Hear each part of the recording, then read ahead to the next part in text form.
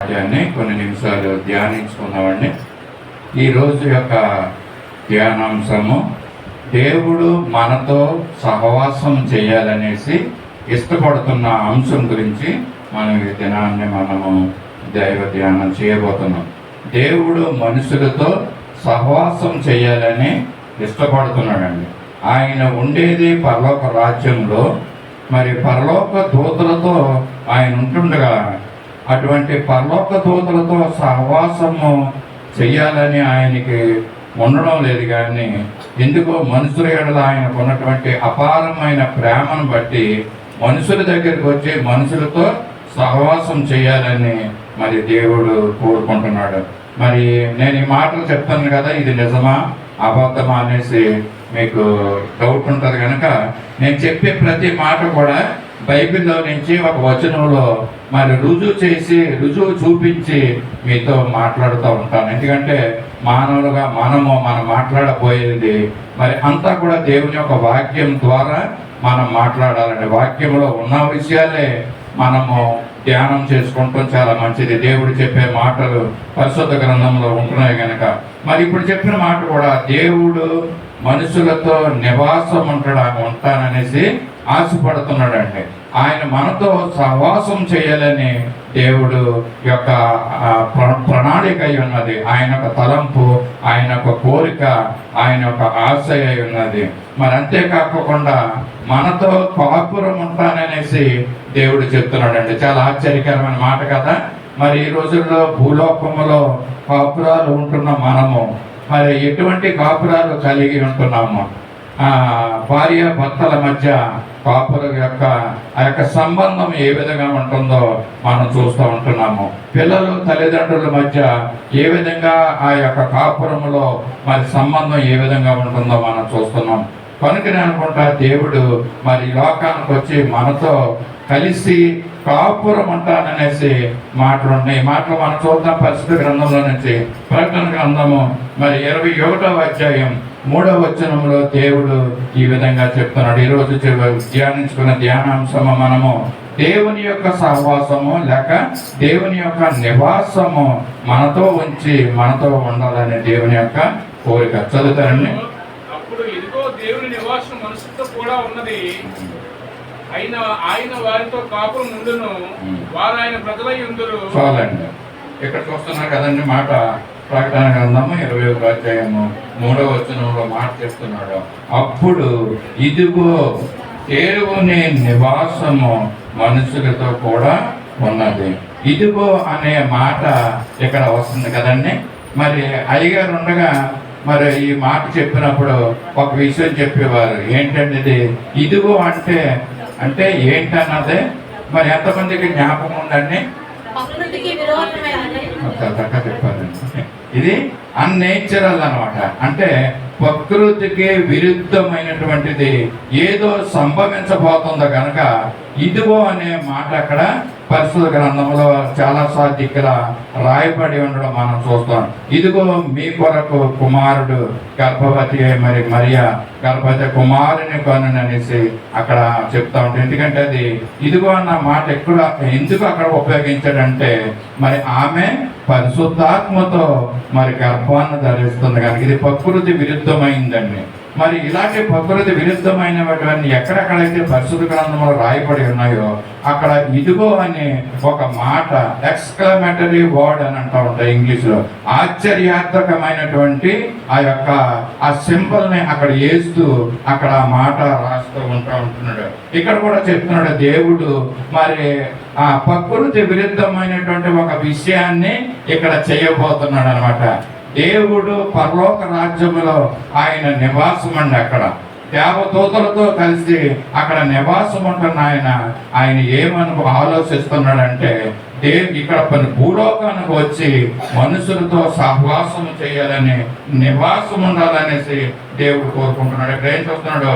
ఇదిగో దేవుని నివాసము మనుషులతో కూడా ఉన్నదే. అంటే ఇంకా వేరే వాళ్ళతో కూడా ఉందన్నమాట.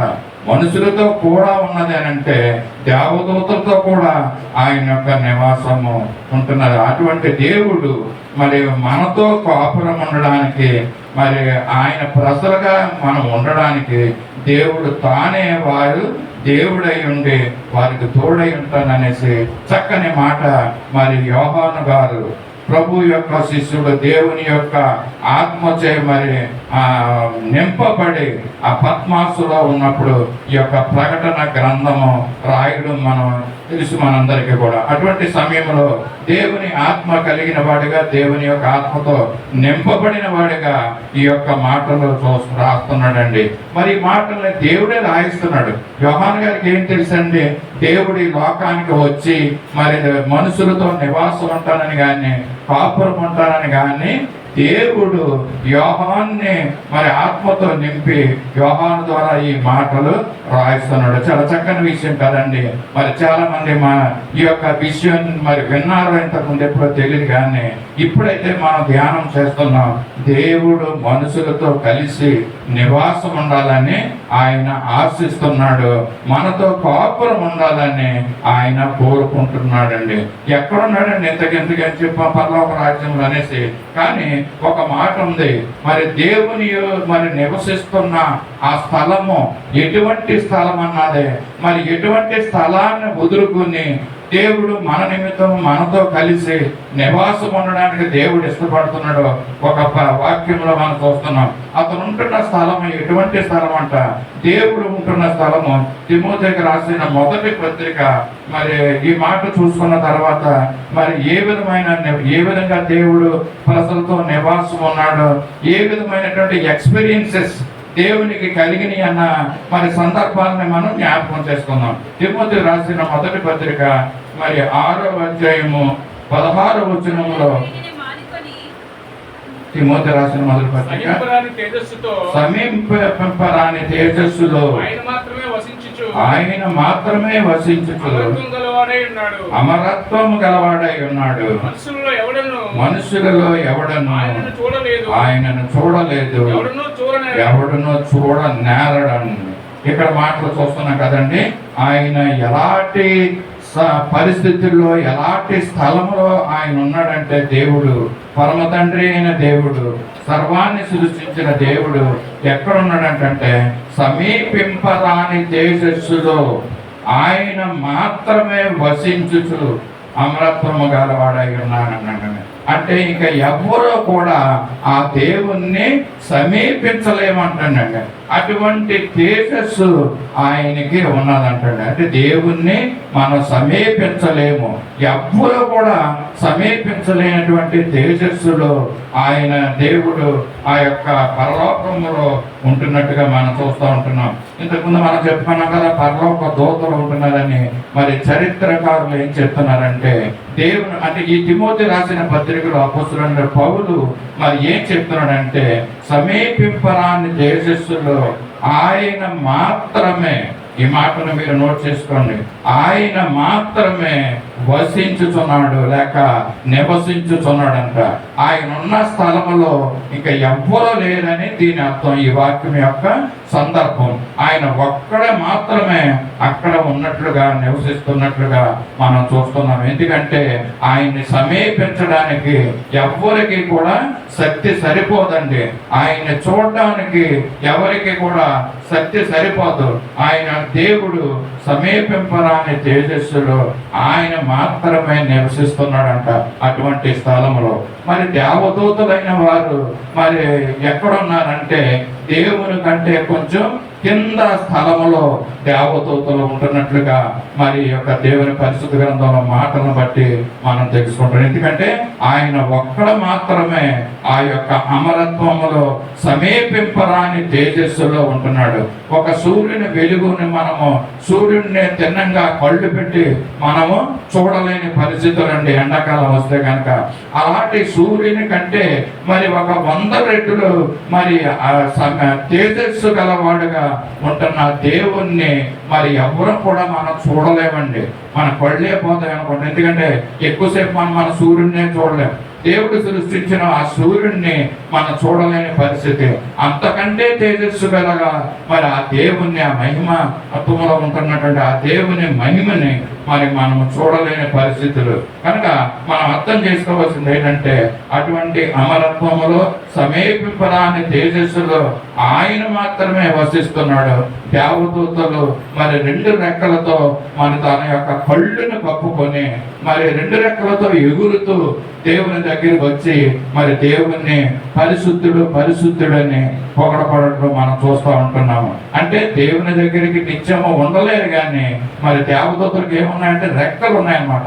ఆ రెక్కలతో ఎగురుతూ ఉంటాయంట, 2 రెక్కలతో కళ్ళు కప్పుకుంటాయంట, 2 రెక్కలతో తన కాళ్ళు కప్పుకొని మరి పరిశుద్ధుడైన దేవుని దగ్గరికి మరి ఎగురుతూ మరి అక్కడ మరి దేవుని దగ్గర స్తుతిస్తూ ఉంటున్నారు. మనం అర్థం చేసుకోవాల్సింది ఏంటంటే దేవుడు మాత్రమే, ఆయన మాత్రమే మరి అక్కడ సమీపంపరాని ఆ తేజస్సులో నివసిస్తున్నట్టుగా మనం చూస్తున్నాం. అటువంటి అమరత్వము గల దేవుడు, అటువంటి మహిమ గల దేవుడు మనుషులు ఎవ్వరూ ఆయనను చూడలేదంటున్నాడు. ఎవడనో చూడ నేరడని కూడా అంటున్నాడు. ఎందుకంటే అతని యొక్క ఘనత, ఆయన యొక్క మహిమ, ఆయన యొక్క తేజస్సు అంత ప్రభావం కలిగినగా ఉంటూ ఉంటుంది. మరి ఇటువంటి దేవుడు మనుషుల్ని ప్రేమించి మనుషులతో నివాసం అంటున్నాడు. ఇంతకే వాక్యం చదువుకున్న ప్రకటన గ్రంథంలో మన దేవుడు ఇదిగో మరి ఆయన మనతో నివాసం ఉంటాననేసి, మనతో కాపురం ఉంటాననేసి దేవుడు చెప్తా ఉంటున్నాడు. మరి ఆ యొక్క ఆ సమీపంపరాని తేజస్సులో ఉంటూ అమరత్వంలో ఉంటూ దేవుడు అక్కడ ఆలోచించుకుంటున్న విషయం ఏంటంటే దేవదూతలు వచ్చి తన దగ్గరికి వచ్చి మరి నిత్యము స్తుతిస్తున్న మరి ప్రతిగానాలు చేస్తూ ఉన్నప్పటికీ కూడా మరి దేవుడు ఆ యొక్క స్తుతుల మీద ఆసీనుడై ఉండడానికి ఇష్టపడడం లేదు, కానీ మానవులు చెల్లించే స్తుతుల మీద, మానవుడు యొక్క స్తుతి ఆరాధన మీద ఆయన ఆసీనుడై ఉండడానికి ఇష్టపడుతున్నాడు. ఆయన మనుషులతో సహవాసం చేయడానికి ఇక్కడికి రావాలని అక్కడ ఆ యొక్క మరి ఏంటంటే సమీపంపరాని యొక్క ఆ తేజస్సులో ఉంటూ దేవుడు యొక్క ఆలోచిస్తున్నాడు. ఏంటి ఆలోచన అంటే మనుషుల దగ్గరికి రావాలనే ఆలోచనతో ఉంటున్నాడు. తత్ఫలితంగా దేవుడు మరి ఏం చేశాడంటే ఈ లోకంలోనే సృష్టిని సృష్టించాడు. ఆదాము అవ్వని సృష్టించాడండి కదండి. ఆదాము అవ్వను సృష్టించుకుని వారితో స్నేహం చేయాలని దేవుని యొక్క ఆశ, దేవుని యొక్క కోరిక. ఆ విధంగా ఆదాము అవ్వని సృష్టించి ఏదైనా వనంలో పెట్టి మరి ప్రతిరోజు కూడా మరి దేవుడు సాయంకాలం పూట చల్లని వేళలో, చల్లని పూట అని ఉంటుందండి ఆ మాట, మరి ప్రతిరోజు కూడా ఆదామవ్వ దగ్గరికి వచ్చి మరి స్నేహం చేసేవాడంట, వారితో సంభాషించేవాడండి, వారితో మాట్లాడుతూ ఉండేవాడండి. దేవుడు అనుకున్న పని మరి ఇక్కడ సంపూర్తి అయింది. ఏంటంటే మరి మనుషులతో కలిసి మరి దేవుడు సహవాసం లేక నివాసము చేయాలనుకుంటాం. మరి ఇంకో మాట సందర్భం జ్ఞాపకం చేస్తాను. మరి ఇక్కడ దేవుడు మన దగ్గరికి రావడానికి ఆయన కోరుకున్న విషయం ఏంటంటే మరి మనము పాపముల చేతను అపరాధముల చేతను చచ్చిపడి ఉన్న మన దగ్గరికి దేవుడు ఈ లోకానికి రావడానికి మరి ఇష్టపడి ఉన్నాడండి. ఏంటి పేషెంట్ దగ్గరికి మనం వెళ్తాము కదండి, పేషెంట్ మన దగ్గరికి రాడు, పేషెంట్ దగ్గరికి మనమే వెళ్ళాలన్నమాట. అలాగే దేవుడు చచ్చిపడి ఉన్న మన దగ్గరికి మరి తాను మానవ స్వరూపంగా ఈ లోకానికి వచ్చిన విషయము మనందరికీ తెలిసిందే. అయితే ఇక్కడ దేవుని యొక్క సహవాసము, దేవుడు మనతో సహవాసం ఉండాలని కోరుకుంటున్నాడు కనుక, ఇష్టపడుతున్నాడు కనుక ఆదాము అవ్వను తయారు చేశాడు. మరి వాళ్ళతో స్నేహంతో ఉంటున్నప్పుడు మనందరికీ తెలుసు మరి లూసిఫర్ ఎంటర్ అయ్యాడండి. మరి లూసిఫర్ మరి యొక్క దేవదూతలతో కలిసి ప్రధాన గాయకుడిగా ఉంటూ పరలోక రాజ్యంలో దేవుణ్ణి స్తుతిస్తూ మరి ఆయనకు ఒక దుర్బుద్ధి పుట్టింది, మనందరికీ తెలుసది. మరి దేవుని కంటే హెచ్చుగా ఉండాలని ఆయన ఆశపడ్డాడు. ఆ యొక్క దేవదూత లూసిఫర్ ప్రధాన గాయకుడు లేక చీఫ్ మ్యూజిషియన్ అని ఆయన అంటారు. మరి అటువంటి గర్వము ఆయనలో మరి చోటు చేసుకుందండి. ఆ చోటు చేసుకున్న కారణాన దేవుని కంటే ఉన్నతమైన స్థితిలో మరి ఆయన ఉండాలి, ఆయన పొగడబడాలనేసి లూసిఫర్ కోరుకున్నప్పుడు దేవుడు తెలుసుకుని ఏం చేశాడంటే ఆ తేజో నక్షత్రాన్ని మరి పరలోకము నుండి మరి ఒక కిందకి తోసేయడం మనకందరికీ తెలిసిన విషయమే. ఆ లూసిఫర్ కింద పడ్డ తర్వాత మరి వాయుమండల అధిపతి అని అంటారండి అతన్ని. మరి ఈ యొక్క ఆకాశంలో గాలిలో తిరుగుతూ ఉంటది, భూలోకంలో తిరుగుతూ అనేక మందిని మరి మనసుల్ని మార్చడం, దేవునికి దగ్గరగా ఉండనివ్వకుండా చేయడం. దేవుని యొక్క మరి ప్లాన్ ఏంటంటే మనుషులతో సహవాసం చేయడం ఆయనకు ఉద్దేశమై ఉన్నది. మరి సాతానుడు ఏం చేశాడంటే కక్ష కట్టి మరి ఆ సహవాసం మనుషులతో ఉండనివ్వకోకుండా మరి సాతానుడు మరి ప్లాన్ చేసి ఆదామవుల దగ్గరికి సర్పరూపంలో వచ్చి మరి యొక్క తినవద్దన్న పండుని తినిపించి మరి వారిని పాపంలోకి నెట్టివేశారని చూశారు కదా. మరి ఆదాము అవ్వలు మరి అక్కడ ఆజ్ఞను అతిక్రమించడం మనం చూస్తున్నాం. దేవుడు చెప్పిన మాటకు లోబడకుండా మరి సాతాను చెప్పిన మాటకు లోబడిపోయి మరి దేవునికి దూరస్తులయ్యారండి.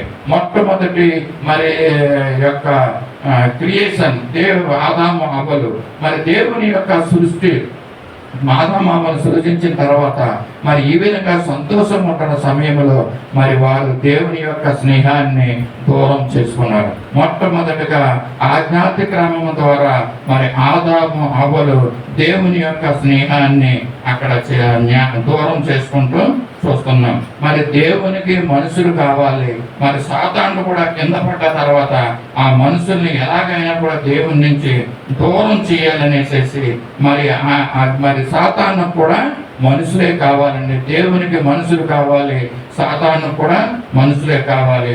మరి మరి ఆదాముతో ఇంతకాలము స్నేహం చేసిన తర్వాత ఆదాము మరి బ్రతికి ఉన్న దినాలు ఎన్నంటే 930 సంవత్సరాలు ఆదాము బ్రతికి ఉన్నాడంటే. అయితే ఇక్కడ ఒక ప్రశ్న, దేవుడు ఆదాముతో అవ్వలతో ఏదైనా తోటలో ఎంతకాలము ఉన్నాడండి? దేవుడు ఎంతకాలము ఆదాము అవ్వలతో స్నేహంగా ఉన్నాడు. మరి తర్వాత ఆదాము అవ్వల్ని ఏం చేశాడండి? ఆ ఏదైనా తోట నుంచి బయటికి నెట్టేసి కట్కజ్వాలను అక్కడ పెట్టడం మనందరికి తెలిసిన విషయమే. ఈ ప్రశ్నకి సమాధానం వచ్చిందండి ఎవరికైనా? కొంత పోనీ ఒకవేళ పరిశుద్ధ గ్రంథంలో లేదండి ఈ మాట.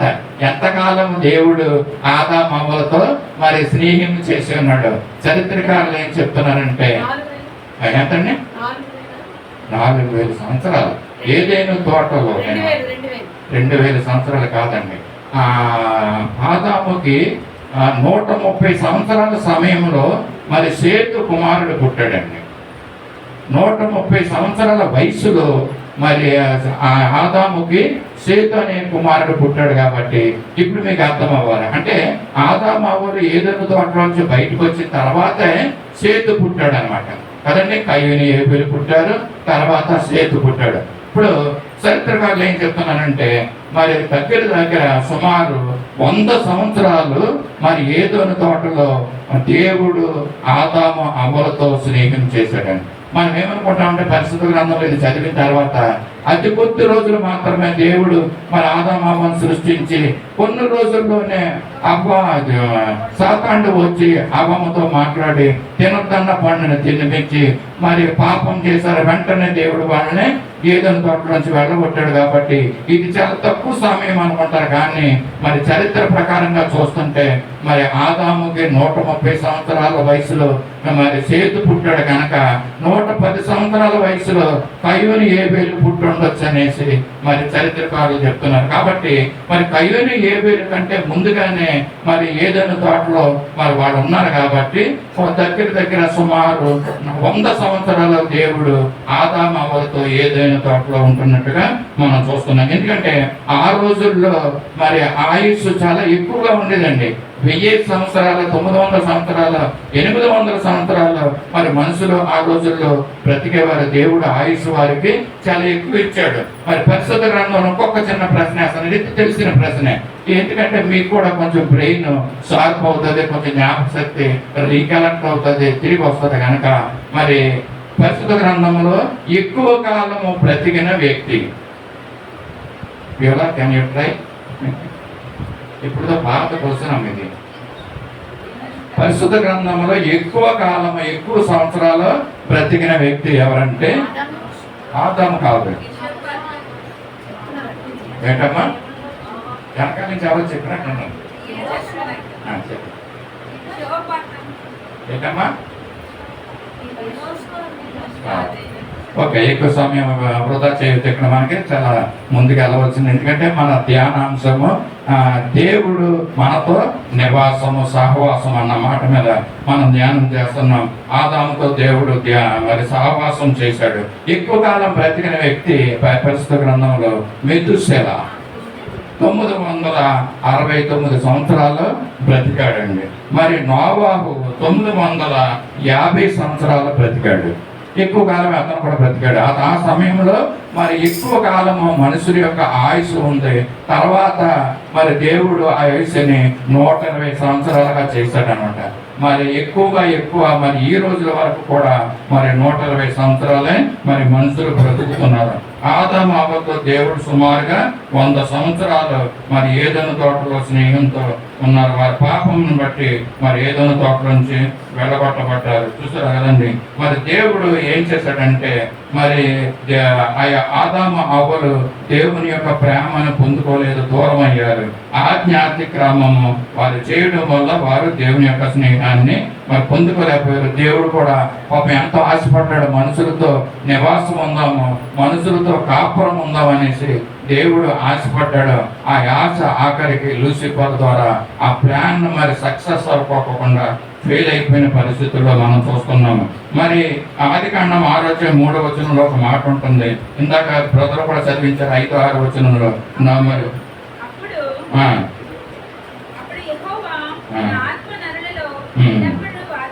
చాలమ్మా, దేవుని యొక్క ఆత్మ నరులతో ఎల్లప్పుడూ వాదించదనేసి ఈ యొక్క మాటలు చూస్తున్నాం. అలాగే నరుల యొక్క చెడుతనము భూమి మీద చాలా ప్రబలిపోయిందండి.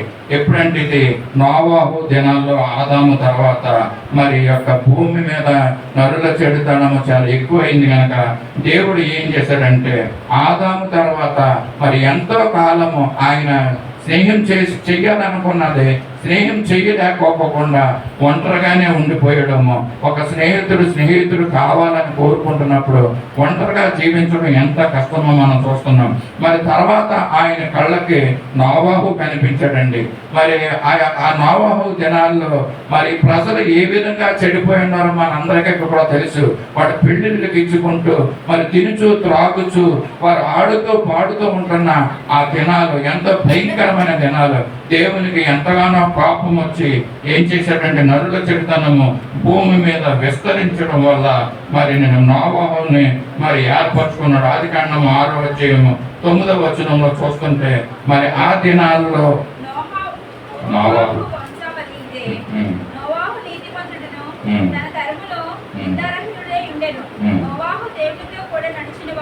చాలండి. నోవాహు ఒక్కడ మాత్రమే నీతిమంతుడిగా జీవించడం దేవుడు చూశాడంట. మరి నోవాహుతో దేవుడు సహవాసం చేస్తున్నాడు. మరి అలాంటి సమయంలో భూమి మీద ఉన్నటువంటి జనులందరూ కూడా చెడిపోయి ఉంటున్నప్పుడు, నరుల చెడుతనము భూమి మీద చాలా గొప్పదైనప్పుడు మరి ఆయన ఏం చేశాడండి, జలప్రళయాన్ని రప్పించి లోకమంతటిని కూడా మరి నాశనం చేసినట్లుగా మనం చూస్తున్నాం. ఇందాక ఆదామును హవ్వను మనం చూసాము. దేవుడు స్నేహం చేయాలనుకున్నాడు, వారు ఆజ్ఞాతిక్రమించడం వల్ల మరి యొక్క స్నేహము దూరం అయింది. తర్వాత నోవాహును చూశాడు. నోవాహును మాత్రమే ఎన్నుకుని దేవుడు మరి ఆయనతో సహవాసం చేస్తున్నాడు. కానీ అక్కడ ఉన్న ప్రజలు మరి దేవునికి వ్యతిరేకంగా జీవిస్తున్నారు కనుక ఆ ప్రజలతో దేవుడు సహవాసం చేయలేకపోయాడు.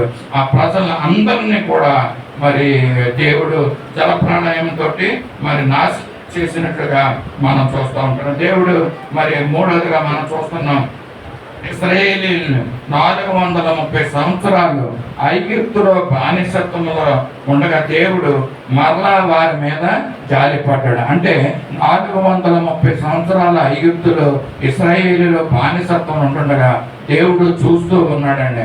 అంతకాలము కూడా మరి దేవుని యొక్క కోరిక లేక ఆశ నెరవేరలేకపోయింది. ఏంటంటే దేవుని యొక్క ఆశ మనుషులతో నివాసం ఉండాలనేసి, మనుషులతో సహవాసం ఉండాలని దేవుని యొక్క కోరిక, ఆశ, ఆయన ఉద్దేశము నెరవేరకపోయింది కనుక 430 సంవత్సరాలు దాటిన తర్వాత మరి దేవుడు మోసేకు ప్రత్యక్షమై ఆ యొక్క పొదలో కనపడి మరి దేవుడు తెలియచేసిన మాటలు మనందరికీ కూడా తెలుసు. మరి దేవుడు ఏం చెప్తున్నాడంటే, మరి దేవుడు మనుషులతో నివాసం ఉండాలనుకుంటున్నాడు కాబట్టి మరి ఏం చెప్పాడంటే, మోసేని పిలిచి నిర్గమకాండము 25వ అధ్యాయము 8వ వచనము ఎవరన్నా చూస్తారా?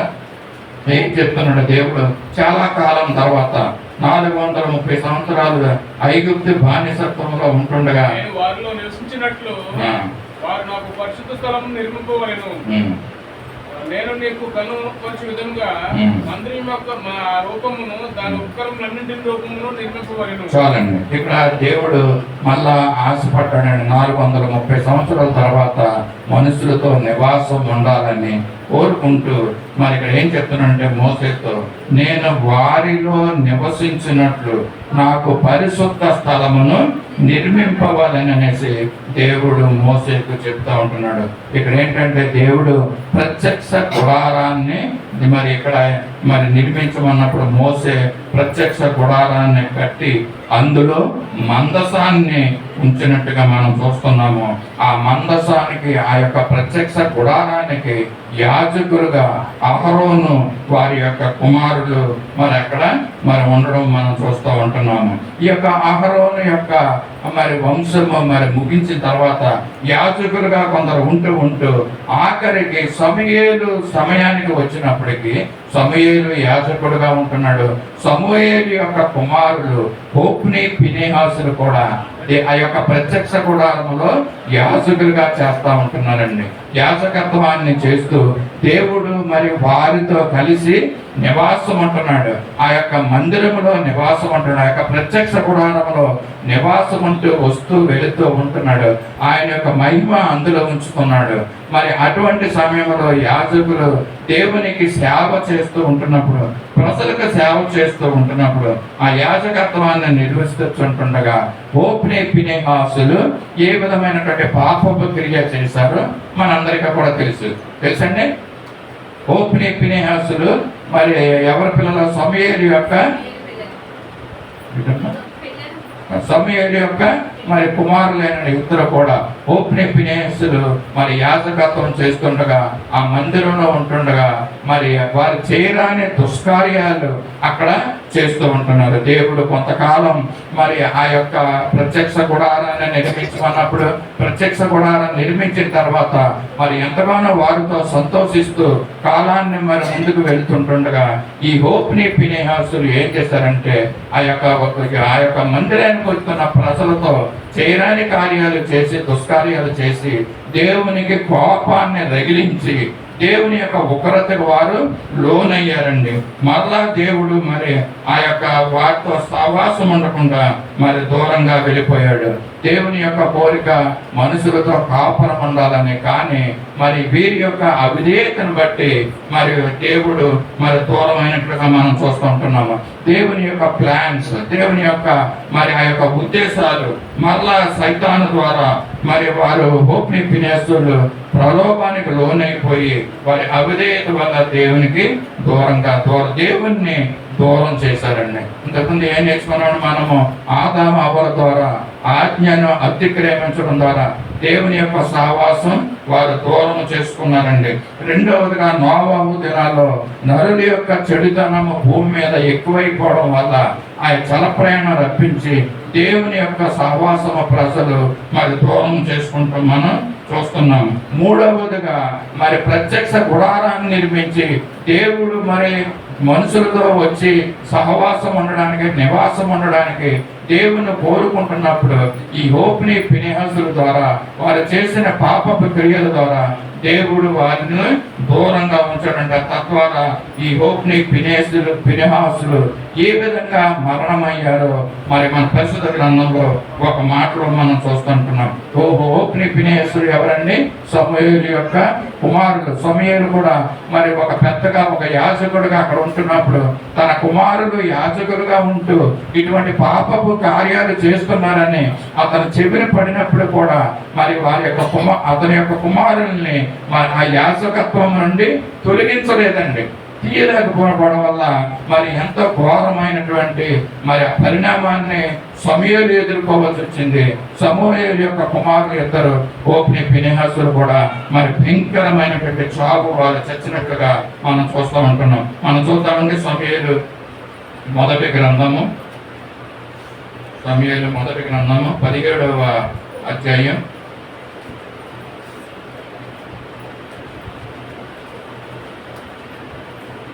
సమూయేలు మొదటి గ్రంథం 17వ అధ్యాయం 21వ వచనంలో చూస్తున్నాం.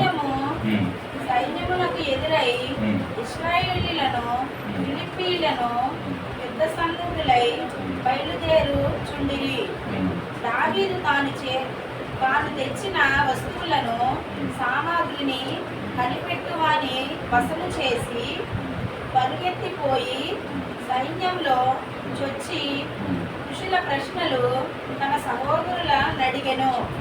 అతడు వారితో మాట్లాడుచుండగా గాతు ఫిలిష్తీయుడైన గొల్యాతు అను సూర్యుడు ఫిలిష్తీయుల సైన్యంలో నుండి వచ్చి పై చెప్పిన మాటలు చొప్పున పలుకగా దావీదు వినెను. చాలండి. ఇక్కడ ఏంటంటే హోఫ్ని ఫినెహాసులు మరి వారు దేవుని చేత మరి భయంకరమైనటువంటి శిక్షణ పొంది మరి వారు మరణించినట్టుగా మనం చూస్తున్నాము. ఆ యొక్క యుద్ధ భూమిలో నుంచి మరి వార్తను తెలుసుకున్న తర్వాత అక్కడ ఫిలిష్తీయుల చేత మరి యొక్క మందసము పట్టబడ్డది. హోఫ్ని ఫినెహాసులు ఆ యుద్ధంలో చనిపోయినట్లుగా మనం చూస్తూ ఉంటున్నాము. మరి ఆ యొక్క మందసము పట్టబడ్డది కనుక మరి హోఫ్ని ఫినెహాసు యొక్క భార్య మరి ఆ మాటను విని మరి గర్భవతిగా ఉంటున్న ఆమె మోకాళ్ళ మీద ప్రసవించి మరి ఆమె చనిపోవడం కూడా మరి పరిశుద్ధ గ్రంథంలో మన సమూయేలు గ్రంథంలోనే మరి ఆ మాటలు కూడా ఉన్నాయండి. ఈ విధంగా 4వ అధ్యాయం అండి. సమూయేలు మొదటి గ్రంథము 4వ అధ్యాయంలో 4వ అధ్యాయము 17వ వచనం నుంచి అక్కడ ఈ మాటలు చదువుతుందంటే మరి సమూయేలు అంటండి, దేవుని మందసము మాట అతడు పలుకగానే అంటే వార్త తెచ్చిన అతను హోఫ్ని ఫినెహాసులు చనిపోయారని ఇద్దరు కుమారులు మృతులయ్యారన్న మాట తెలుసుకుని దేవుని మందసము పట్టబట్టదని చెప్పిన తర్వాత మరి ఆ మాట పలకగానే మరి ఏలీ ద్వారం దగ్గరనున్న పీఠం మీద నుండి వెనుకకు పడి మెడ విరిగి చనిపోయాడంట. ఏలీ కోడలకు ఫినెహాసు భార్య అప్పటికి గర్భము కలిగి కనపృతులై ఉండగా దేవుని యొక్క మందసము పట్టబడనని తన మామయ్య తన పెనిమిటి చనిపోయినని ఆమె విని నెప్పులు తగిలి మోకాళ్ళ మీద కృంగి ప్రసమై ఆమె కూడా మృతి చెందినట్లుగా మనం ఇక్కడ చూస్తున్నాం. ఎంత భయంకరమైనటువంటి పరిస్థితి. హోఫ్ని ఫినెహాసులు మరి ఈ విధంగా మరి ఉండడం వల్ల దేవుని యొక్క సేవకులకు వచ్చినటువంటి మరి యొక్క దుష్కార్యములు చేయడం వల్ల ఈ విధంగా వారు మరణించినట్లుగా చూస్తున్నాం. ఆ కోడలు మాట చెప్తుంది ఏంటంటే దేవుని యొక్క ప్రభావము ఇశ్రాయేలులో నుంచి వెళ్ళిపోయిందన్న మాట 21వ వచనంలో మనం చూస్తాం. అంటే దేవుడు మరి ఆ యొక్క ఇశ్రాయేలు ప్రజలతో సహవాసం చేయాలనుకున్నాడు, కానీ మరి వీరి యొక్క అవిధేయత వల్ల మరి దేవుడు మరి దూరమైనట్లుగా కూడా మనం చూస్తూ ఉంటున్నాము. ఈ విధంగా మరి దేవుని యొక్క కోరికలు ప్లాన్స్ అయితే ఉన్నాయి, కానీ మరి అక్కడ సక్సెస్ అవనివ్వకుండా సాతానుడు అనేక విధాలుగా మనుషుల్ని వాడుకుంటున్నాడండి. అంటే ఆ సమయంలోనే కాదు, హోఫ్ని ఫినెహాసుల సమయంలోనే కాదు, కానీ ఈ సమయంలో కూడా దేవుని యొక్క ప్రణాళిక ఏమైందో మన పట్ల దేవుని యొక్క ప్రేమ దేవుడు ఆయన మన పట్ల కనపరుస్తూనే ఉంటున్నాడు, మనతో ఉండాలని అనుకుంటున్నాడు. కానీ సాతానికి ప్రలోభం అయిపోయి మనం ఏం చేస్తున్నామంటే దేవుణ్ణి మనం మరి మనతో కలిసి నివాసం ఉండకోకుండా మనం చేస్తున్నాం. మరి 4వదిగా దేవుని యొక్క నివాసము మరి తర్వాత మళ్ళా కొద్ది దినాల తర్వాత కొన్ని రోజుల తర్వాత దేవుడు మానుకోలేదండి. ఆయన యొక్క కోరిక మనుషులతో నివాసం ఉండాలనే కోరిక. చాలా దినాల తర్వాత మరి దావీదుకు మరి ప్రత్యక్షమై దావీదు అంటాడు, నేను ఒక మందిరాన్ని నీ నిమిత్తమై కట్టాలని అనుకుంటున్నప్పుడు మరి దేవుడు ఏం చెప్తాడంటే, నువ్వు రక్తం ఉడికించిన చేతులు గనక మరి నీ చేతులతో నా పరిశుద్ధ మందిరాన్ని కట్టడానికి వీలు లేదు, కానీ నీ కుమారుడైన సొలొమోను చేత ఆ మందిరము కట్టిద్దామనేసి చెప్పినప్పుడు ఆ యొక్క సొలొమోను మరి యెరూషలేములో ఒక మందిరాన్ని కట్టడం, దేవుడు మరలా ఆ మందిరం మీదకి దిగి రావడం, ఆ యొక్క ప్రజలతో ఉండడం, మరి మనం అన్ని కూడా విషయాలు మనం చూస్తున్నాం. రాజుల మందిర గ్రంథంలో దేవుని యొక్క ప్రభావము సొలొమోను కట్టిన ఆ దేవాలయం మీదకి ఏ విధంగా వచ్చిందో రాజుల మొదటి గ్రంథం 8వ అధ్యాయము 10-11 వచనాల్లో మనం చూద్దాం ఒకసారి. యాజకులు పరిశుద్ధ స్థలములో నుండి బయటికి వచ్చినప్పుడు మేఘము యెహోవా మందిరమును నింపెను. కాబట్టి యెహోవా తేజో మహిమ యెహోవా మందిరంలో నిండుకొనగా ఆ మేఘమున్న హేతువు చేత యాజకులు సేవ చేయుటకు నిలువలేకపోయిరి. చూసారు కదండి, సొలొమోను కట్టించిన ఆ యొక్క దేవాలయము, ఆ మందిరము మరి ప్రతిష్టత చేస్తుండగా మరి యెహోవా యొక్క తేజో మహిమ యెహోవా మందిరములో నిండుకొనగా ఆ మేఘమున్న హేతువు చేత యాజకులు సేవ చేయుటకు నిలువలేకపోయారని. అంటే అంత మహిమ ఆ యొక్క మందిరంలోకి దిగి వచ్చినట్లుగా మనం చూస్తున్నాం. మరి ఎంత మహిమ ఆయనలో ఉందో, ఎంత తేజో మహిమ ఆయనలో ఉందో, సమీపింపరాని తేజస్సు గలవాడు ఆయనని మనం ప్రకటన గ్రంథంలో చూస్తున్నాం. ఇక్కడ కూడా సొలొమోను కట్టించిన దేవాలయానికి మరి దేవుని యొక్క మహిమ అక్కడ దిగొస్తే ఆ సేవకులు లోపడున్న దేవుని సేవ చేసే సేవకులు, ఆ యాజకులు వారు నిలవలేకపోయి మరి బయటికి వెళ్ళిపోయినట్లుగా మనము చూస్తున్నాం. అంత తేజోమయుడైన దేవుణ్ణి మనం ఏ విధంగా మనము చూస్తున్నామో, మరి ఆయన అయితే మనతో నివాసం ఉండాలని కోరుకుంటున్నాడు. కానీ మరి మన నివాసం ఉండాలనుకున్నప్పుడు మరి దేవుడు ఇక్కడికి ఈ విధంగా ఇన్నిసార్లు మరి మనుషులకి దూరం అయిపోయినప్పటికీ, మనుషులు దూరం అయినప్పటికీ కూడా దేవుడైతే మరలా మనుషుల్ని ప్రేమిస్తూ ఉంటున్నాడు. మొట్టమొదటిగా మనం నేర్చుకున్నాం, ఆదాము అవ్వల ద్వారా ఆజ్ఞను అతిక్రమి దేవుడు సహవాసం చేయాలనుకున్నప్పుడు వారి ఆజ్ఞాతిక్రమం ద్వారా దేవుని యొక్క సహవాసము దూరమైంది. నోవహు దినములో మనుషుల యొక్క చెడుతనము ద్వారా మరి దేవుని యొక్క సహవాసము దూరమైందండి. మరి హోప్ని ఫినెహాసుల యొక్క వ్యభిచారం వలన మరి ఆ యొక్క దేవుని యొక్క సహవాసము దూరమైంది. 4వదిగా మనం చూద్దాము, ఇక్కడ మరి దేవుడు మళ్ళా మరి దేవుని యొక్క ప్రేమని, దేవుని యొక్క సహవాసాన్ని మరి ఇక్కడ మనతో ఉంచాలని కోరుకుంటున్నట్లుగా మనం చూస్తున్నాం. ఆఖరుగా దేవుడు ఆలోచించుకుని మరి మానవులతో ఏ విధంగానైనా వారి సహవాసం చెయ్యాలి, వారిని తన తట్టు తిప్పుకోవాలని ఆలోచించుకుని ఆఖరిగా ఏం చేశాడంటే తానే మానవ స్వరూపము ధరించుకుని ఈ లోకానికి వచ్చాడండి. మనతో సహవాసం చేయడానికి, మనల్ని రక్షణలోకి నడిపించడానికి, మనల్ని దేవుని దగ్గరికి తీసుకెళ్ళడానికి ఆయన ఇక్కడికి వచ్చాడు. వచ్చిన తర్వాత ఏం జరిగిందంటే ఈ భూలోకంలో యోహాను సువార్త 1వ అధ్యాయము 11వ వచనంలో మనం చూస్తున్నాం. దేవునికి ఎటువంటి సన్మానం జరిగింది. యేసయ్య ఆ యొక్క మహిమను స్వరూపాన్ని వదులుకొని ఈ లోకానికి వచ్చి మనతో సహవాసం చేయాలనుకుంటున్నప్పుడు ఆయన ఏ విధమైన పరిణామం ఎదురైందో మనం ఇక్కడ చూస్తున్నాం. ఆయన తన స్వకీయుల యొద్దకు వచ్చెను, ఆయన స్వకీయులు ఆయనను అంగీకరింపలేదు.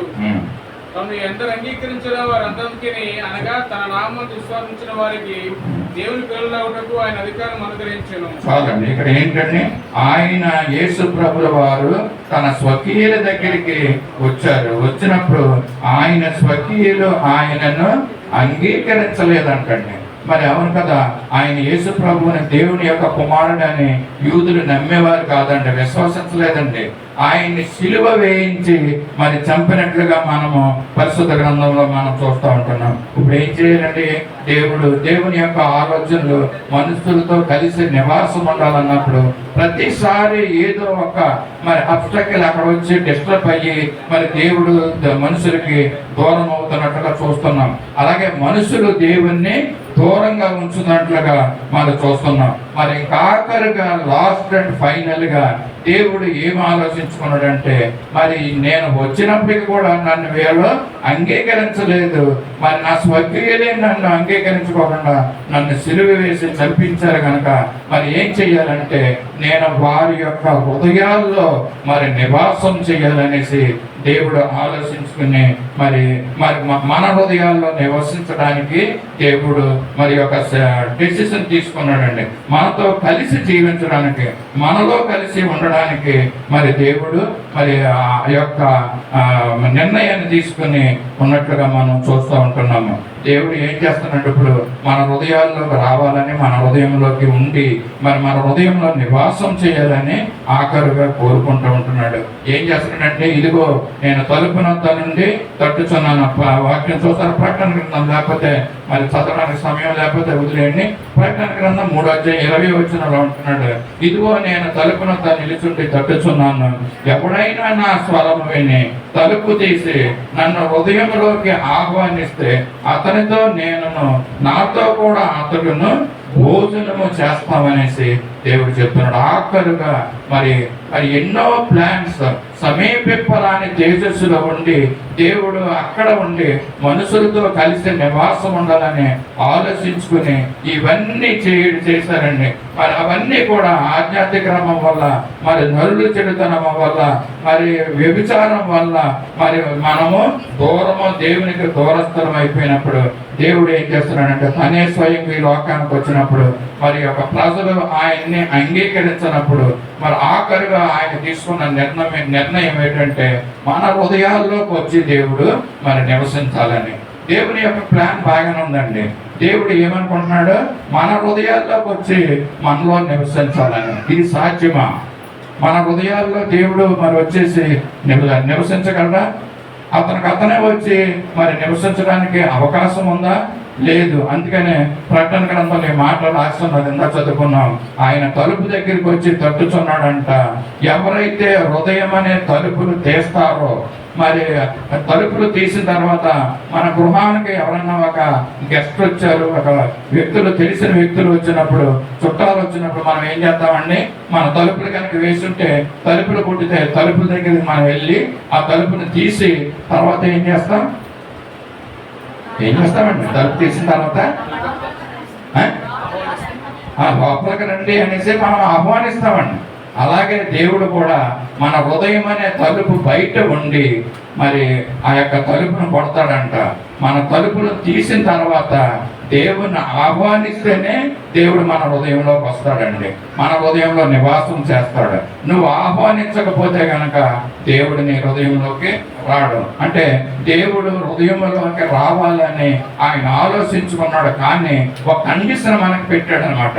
ఎవరైతే దేవుని హృదయంలోకి ఆహ్వానిస్తారో మరి వారి యొక్క హృదయాల్లోకి దేవుడు రావడానికి ఇష్టపడుతున్నాడు, వారితో నివాసం చేయడానికి ఇష్టపడుతూ ఉంటున్నాడు. ఇక్కడ చూస్తున్నాం పేతురు మొదటి పత్రిక మరి 3:16 చదవద్దండి. ఒక మాట ఉంది ఇక్కడ, యేసయ్యను మన హృదయంలో ప్రతిష్ఠించుకుంటామన్నమాట. దేవుణ్ణి హృదయంలో ప్రతిష్ఠించుకోవాలంటండి. ఆ విధంగా ప్రతిష్ఠించుకున్న వారు మాత్రమే దేవుడు మన హృదయంలోకి వచ్చి నివసిస్తాడండి. ఇప్పుడు చూడండి, ఒక మాట చెప్తాను. మన హృదయంలో దేవుడు నివాసం చేస్తున్నాడు, మంచిదే. మరి ఈ యొక్క జీవిత ఆయుష్కాలం అంతా కూడా సంపూర్ణం అయిపోయిన తర్వాత మన ఆఖరి దినాలు మరి చనిపోయిన తర్వాత మన హృదయము ఎక్కడికి వెళ్తారు? ఒకవేళ దేవుణ్ణి నువ్వు అంగీకరించినట్లయితే, దేవుణ్ణి ఆహ్వానం పలుకుని దేవుణ్ణి నీ హృదయంలో ఉంచుకున్నట్లయితే మరి నువ్వు చనిపోయిన తర్వాత ఆ హృదయంలో ఉన్న దేవుడు మరి ఎక్కడికైతే తీసుకెళ్లాలో ఆ స్థలానికి యేసయ్య నిన్ను తీసుకుని వెళ్తాడు. ఒకవేళ నీ హృదయంలో కనుక దేవుడు లేకపోతే చనిపోయిన తర్వాత నీ హృదయం ఎక్కడికి వెళ్ళాలో అడ్రస్ నీకు తెలియదండి. అది ఎక్కడికి వెళ్ళిపోతుందో మనకు తెలియదు. కనుక యేసయ్యని మనం అంగీకరించి మన హృదయంలో ఉంచుకున్న వారు మాత్రమే చనిపోయిన తర్వాత ఆ యేసయ్యకి ఆ అడ్రస్ తెలుసండి. చనిపోయిన తర్వాత మన ఆత్మ ఎక్కడికి వెళ్ళాలో మన హృదయంలో ఉండి ఆ యేసయ్యే కూడా పెట్టుకుని తీసుకుని వెళ్ళి ఆ యొక్క నిత్యత్వంలోనికి యుగ యుగాలు ఆయనతో కలిసి ఉండడానికి యేసయ్య అడ్రస్ ద్వారా మరి తీసుకుని వెళ్ళడం మనం చూస్తూ ఉంటున్నాము. ఒక ఇద్దరు వ్యక్తులు చాలా ఒక్క నిమిషంలో మరి తెలియజేసి నేను ముగిస్తూ ఉంటున్నాను. ఎవరైతే హృదయంలో దేవుణ్ణి అంగీకరించి దేవుని యొక్క భక్తులుగా జీవించారో, పరిశుద్ధ గ్రంథంలో ఒక వ్యక్తి ఉన్నాడు, మంచి వ్యక్తి, అతను అపోస్తులుడైన పౌలు. యేసు ప్రభుని మరి ఆయన అంగీకరించాడంటే హృదయంలో మరి చేర్చుకున్నాడు. ఎప్పుడు దమస్కులో మరి ఆయన కింద పడిపోయి ఆ యొక్క కళ్ళల్లో నుంచి పొరలకు పడినప్పుడు ఆ దమస్కులో దర్శనం చూసిన తర్వాత మరి దేవుని యేసయ్యను అపోస్తులుడైన పౌలు తన హృదయంలో చేర్చుకున్నాడు. తర్వాత మరి వెనక్కి తిరిగి చూడలేదంటండి. ఆ దినము నుంచి అతను చనిపోయే దినం వరకు కూడా మరి క్రీస్తు కొరకు ఎన్నో శ్రమలు పడి నేను క్రీస్తుతో కూడా సిలువ వేయబడి ఉన్నాననేసి వాక్యంలో మరి ఆయన చెప్తాడు. నేను బ్రతుకుట క్రీస్తు కొరకు అనేసి మరి అపోస్తులైన పౌలు అనేకమైనటువంటి వచనాలు మనం చూస్తూ ఉంటున్నాం. గలతీ రాసిన పత్రిక 2:20 ఉంటాడు, నేను క్రీస్తుతో కూడా సిలువ వేయబడి ఉన్నాననేసి.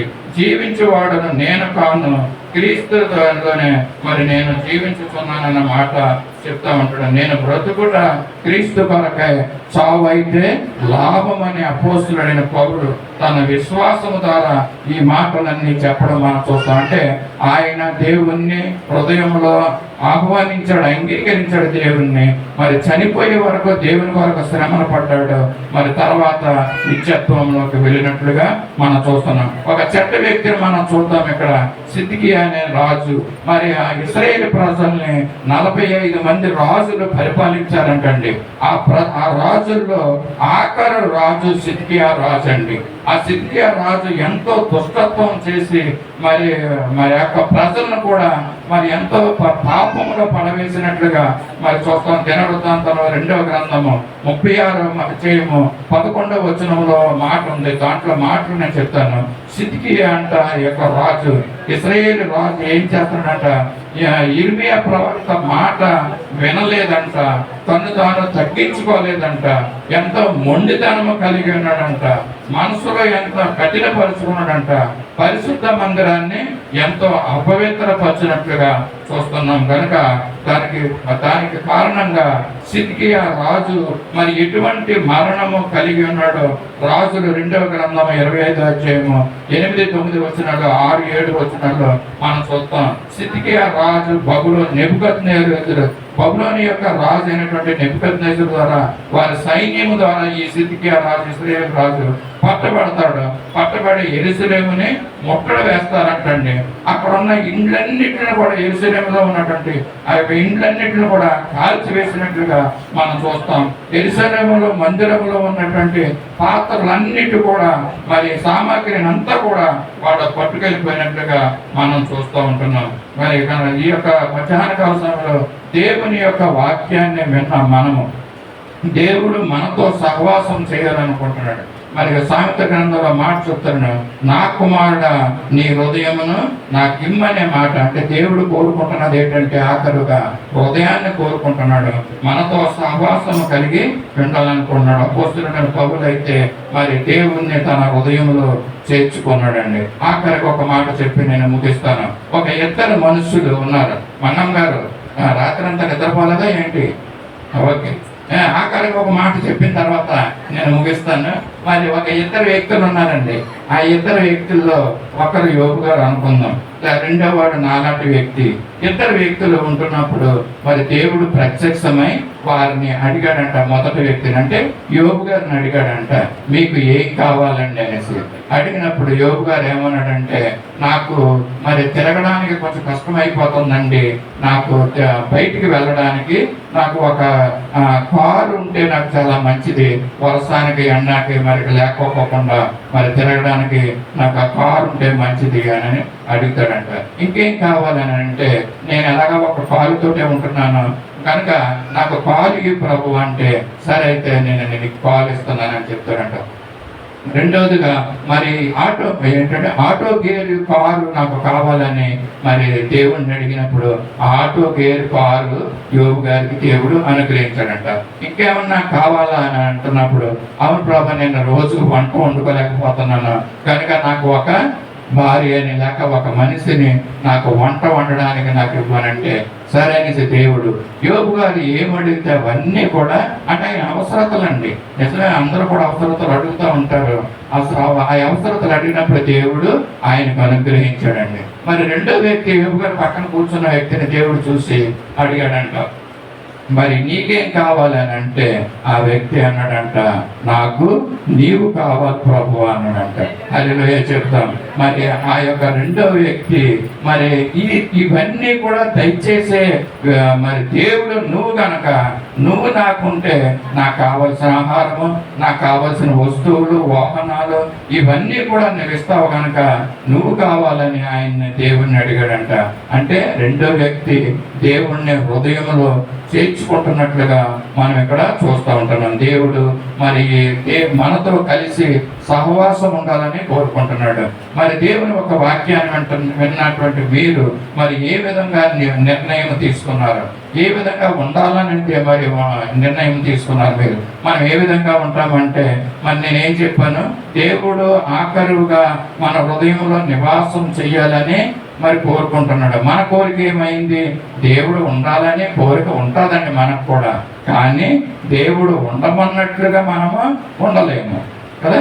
ఆయన జీవించమన్నట్లుగా మనము జీవించలేకపోతా ఉంటున్నాం కనుక దేవుడు ఏమంటాడంటే, అందుకనే మరి ఆదాము దగ్గర నుంచి వెళ్ళిపోయిన దేవుడు, హోప్ని ఫినెహాసుల దగ్గర నుంచి వెళ్ళిపోయిన దేవుడు, ఇశ్రాయేలు ప్రజల దగ్గర నుంచి వెళ్ళిపోయిన దేవుడు మన దగ్గర నుంచి కూడా వెళ్ళిపోకుండా దేవుణ్ణి మన హృదయంలో భద్రం చేసుకుని దేవుడు చెప్పినట్లుగా మరి ఆయన జీవించమన్నట్లుగా మనం జీవిద్దామండి. అట్టి కృప దేవుడు మనందరికీ కూడా కలిగి చేసి ముందుకు నడిపించిన గాక. ఆమేన్. ప్రార్థన చేసుకుందాం. మహాపరిశుద్ధుడును సర్వశక్తియు కృపానిధి కరుణా సంపూర్ణ కృపగల మా దేవ, నీ పరిశుద్ధ పాదాలకు వందనాలు, స్తుతులు, స్తోత్రాలు చెల్లించుకుంటున్నాం. ఇంతవరకు మధ్యాహ్న కాల సమయంలో నీ ఒక మంచి వాక్యాలు మాకు తెలియజేశావు, మాటలు మాకు తెలియజేశావు. మా ప్రభు నీకు స్తోత్రాలు చెల్లించుకుంటున్నాం. తండ్రి, నీవైతే మాతో నివాసం ఉండాలనుకుంటున్నాం. సమీపింపరాని తేజస్సు గల దేవ, నీకు స్తోత్రాలు చెల్లించుకుంటున్నాం. అటువంటి తేజస్సును, అటువంటి పరిస్థితులను వదులుకొని ఈ లోకానికి మా కొరకే వచ్చి మమ్మల్ని రక్షించుకున్న దేవా, నీకు స్తోత్రాలు చెల్లించుకుంటున్నాం. మా హృదయాల్లో నువ్వు నివాసం చేయడానికి నువ్వు ఇష్టపడుతున్న దేవా, నీకు స్తోత్రాలు. కనుక మా హృదయాల్లో నిన్ను నివాసం ఉండడానికి అటువంటి సిద్ధపాటును, అటువంటి మరి మా యొక్క హృదయాన్ని పరిశుద్ధంగాను పవిత్రంగాను ఉండేటట్లుగా మేము జీవించుటలో సహాయం చేయమని కూడా అడుగుతూ మరోసారి మా సంఘాన్ని, మా సావాసాన్ని నీ చేతికి సమర్పించుకుంటున్నాను. మరి ఒక దినం ఈ విధంగా కలిసి నిన్ను స్తుతించి నిన్ను మహింపరిచే వరకు నీ కృపా సన్నిధి కాపుదల మాతో ఉంచమని కూడా అడుగుతూ ఈ పొద్దున మా కొరకై తిరిగి రానున్న నజరేయుడైన యేసయ్య పరిశుద్ధ నామములో అడిగి వేడుకొంచున్నాం తండ్రి. ఆమేన్. అందరూ లేచి నిలబడినట్లయితే పరలోక ప్రార్థన చెప్పుకుందాం. పరలోకమందున మా తండ్రి, నీ నామం పరిశుద్ధపరచబడుగాక, నీ రాజ్యం మాకు వచ్చునుగాక, నీ చిత్తం పరలోకమందు నెరవేర్చినట్లు భూమి అందున నెరవేరునుగాక. మాకు కావలసిన ఆహారం నేడు మాకు దయచేయండి. మా రుణస్తులను క్షమించిన ప్రకారం మా రుణములు క్షమించండి. మమ్మల్ని శోధనలకు తేకాన్ని తప్పించండి. రాజ్యము, బలము, మహిమ నిరంతరము నీవైనా తండ్రి. ఆమేన్.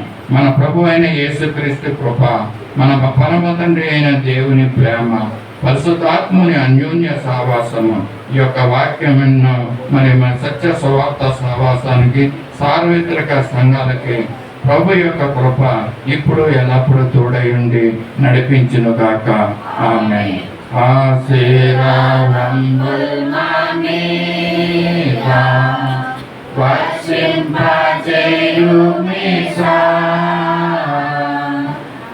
ఆశతో నమ్మియున్నాము